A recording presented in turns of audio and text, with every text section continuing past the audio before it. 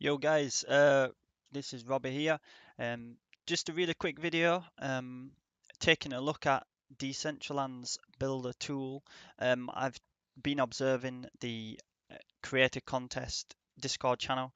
I just thought I'd take this opportunity to maybe show everybody a little bit how to create some water, which seems to be a recurring question throughout many of the contestants taking part in the builder contest. So I'm just going to very quickly show you the ways that not necessarily I've just figured out, but those that have been shared in Discord, and the question seems to keep popping up. I actually did figure this out, well, myself actually. However, some other people have also figured out how to do this, and this is just because probably the first couple of hours that I looked at the tool, I was just clicking around, spinning things around and getting to know the tool before I even started working on any of the projects I had in mind. So that's how I kind of figured it out. But other people have also shared the idea in Discord, which is great. It's really pleasing to see that people aren't completely keeping everything to themselves that they've figured out. One dude in particular was really kind in sharing it, even though he was a little bit like, "Well, I want to win, but I should really share." So fair play to him. Can't remember who that was, but shout out to you in Discord. So very simply, if you haven't already learnt the tools, if you left click, you can click, you can rotate like this around, and the arrow keys will move you. If you hold left click and move around, you'll be able to hold the arrow keys. But if you have a little play around with this, it's fairly straightforward. Down at the bottom here, we've got zoom in and zoom out. You can also, it tells you the quick keys, so you can use the plus and the minus on your keyboard. There is some lovely keyboard shortcuts here. Really good, really clean tool considering it's been developed from scratch. Really impressed with the DCL devs here. They've really done a good job. Anyway, down to the water. So if I'm just going to click here to the tiles, and the tiles really are the key to unlocking a lot of development. It takes a lot of time to create some stuff with these, but you actually have a lot of creative freedom with manipulating these tiles and getting them to do your bidding. So the sidewalk tile, I'm just going to click the sidewalk tile here. Now I've already loaded up a 2x2 2x2 scene here, so 4 parcels. This is what it would look like. Each quarter would indicate one of the parcels.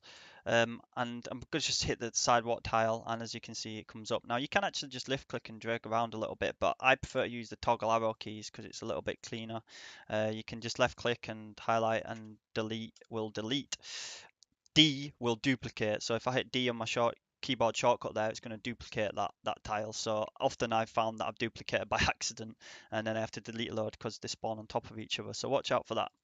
Anyway, I'm going to select the sidewalk tile, and I'm going to hit the toggle orbits button at the top here, and it's going to toggle this orbits. Now you have to be a little bit careful with how you attempt to toggle the orbits because you can click the wrong ones. It's easily rectified. If you hit Control and Z, it will actually, so if I toggle this incorrectly, if I just toggle like that and I'm like, oh, I don't want to do it like that, if I just hit Control Z, it'll put it back to the position it was in, which is really useful. However, I'm going to flip it, so I want this the red circle, and I'm just going to flip it, and I've just clicked there, and I've just steadily moved it around as like an arch, and if I just keep on going, you'll see it's flipped. Now, one on its own looks like nothing like water. However, and I'm just going to delete that, so select and delete.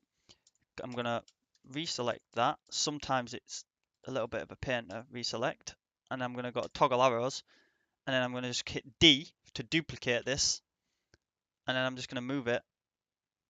As you can see, I'm going to do it again and again and again. I've hit D again there. I'm going to move it this way.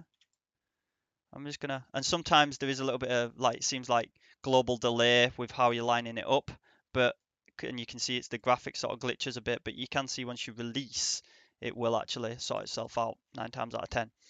Now, again, it looks very straight edged and such. However, if I'm just go back from the tiles here and I'm going to select, say, let's say a rock, which a lot of people seem to like,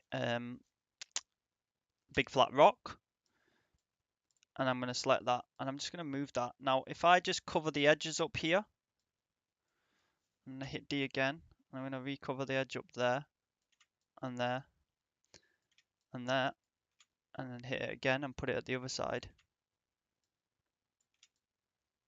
Now, what you'll see is actually that can pass as a stream quite comfortably, especially from the upper view. Now, if you hide all the edges with whatever tools you're using, you will find that works pretty nicely. The other way, and there's one final way that few people seems to be fully aware of. A couple of people have mentioned it, so I don't. Again, you know,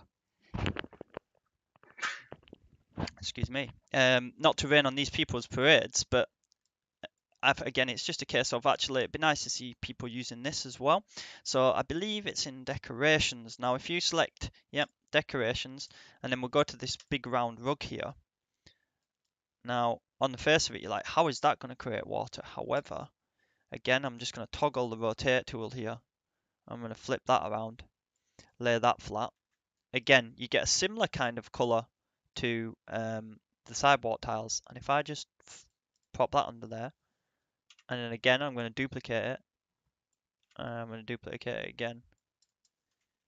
You get kind of this sort of effect, which is not perfectly like water, but again, if you combine this with the sidewalk tiles a little bit, and you kind of use multiple of these, and I just use D again to duplicate, and then again, and lay them kind of over the top of each other, you can almost gives you a little bit of like a rippling effect, which is pretty nice and very much like water, or the closest thing we can create to water as of yet. As you see, there's nothing else really available in the tool other than these, but these do simulate water quite well.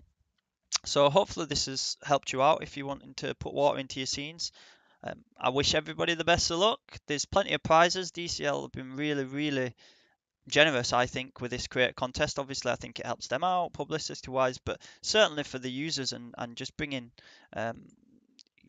like new users to to Decentraland and showing everybody how powerful we all believe this project can be and why is a really good thing. So another shout out to the DCL devs, and I hope this video has helped you.